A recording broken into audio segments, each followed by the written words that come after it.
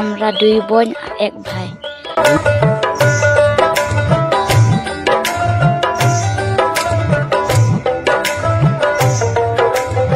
দর্শক সবাইকে স্বাগতম আমাদের ধারাবাহিক প্রতিবেদনে। আজকে আমরা আছি মৌলভীবাজার জেলার কুলাউড়া উপজেলার হায়দারগঞ্জের এই প্রত্যন্ত খাসিয়া পানপুঞ্জিতে। আপনারা জানেন যে সিলেট অঞ্চল খাসিয়া পানের জন্য বিখ্যাত, আর এই বিখ্যাত কাজটি করছেন মৌলভীবাজার জেলার কুলাউড়া উপজেলার এই অঞ্চলের যারা উপজাতিরা আছেন তারা। আপনারা জানেন যে বাংলাদেশের চিটাগং এবং সিলেট অঞ্চল জুড়ে বেশ কিছু সংখ্যক উপজাতির বসবাস রয়েছে। এই উপজাতি আপনারা দেখেছেন যে গত 5 তারিখের পর তারাও তাদের কিছু দাবি দানা নিয়ে বাংলাদেশে বেশ জোরালো কিছু আন্দোলন করেছিল। সেই আন্দোলন আসলে তারা লক্ষ্যে পৌঁছাতে পারে নাই,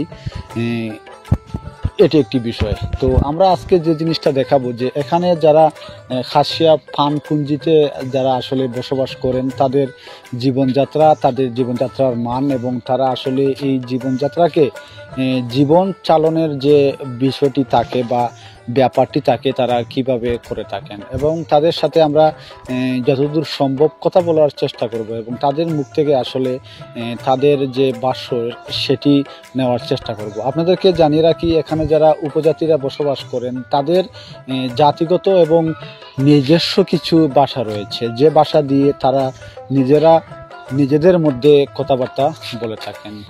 বিশেষত ব্যাপার হচ্ছে এই যে এই কুলাউড়া উপজেলার মধ্যে যেই উপজাতিগুলো যারা বসবাস করেন তাদের জীবনচারণ এবং যারা আসলে বস্তি এলাকায় বসবাস করেন তাদের জীবনচারণের মধ্যে আকাশ এবং জমিনের মধ্যে যেমন পার্থক্য রয়েছে, ঠিক তেমনিভাবে তাদের জীবনচারণের মধ্যেও পার্থক্য রয়েছে। আমরা যে রাস্তাটি বেয়ে এই জায়গাটিতে আসলাম এটি প্রত্যন্ত একটি অঞ্চল এবং প্রত্যন্ত জায়গা।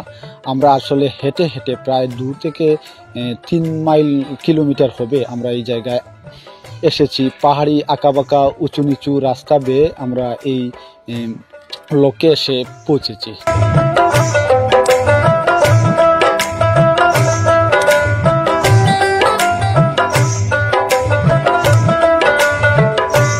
দর্শক দেখুন, আমরা যেদিকে তাকাচ্ছি শুধু পান আর পান।